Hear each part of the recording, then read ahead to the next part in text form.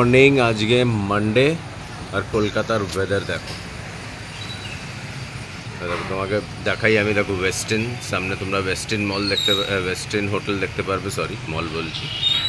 এই যে পুরো এই সামনে লম্বা বিল্ডিংটা দেখছো, এটা ওয়েস্টিন। মেজরলি সব বৃষ্টি, আমি আগের ব্লকেও বলেছি, মেজরলি বৃষ্টি আমাদের ওখান দিয়েই ঢোকে। আর এইটা হলো, এই সাইডটা হলো পুরো তোমার সেক্টর 5 এরিয়া। দেখো এই সাইডটা পুরো সেক্টর, এই দিকটা পুরো সেক্টর 5 এরিয়া।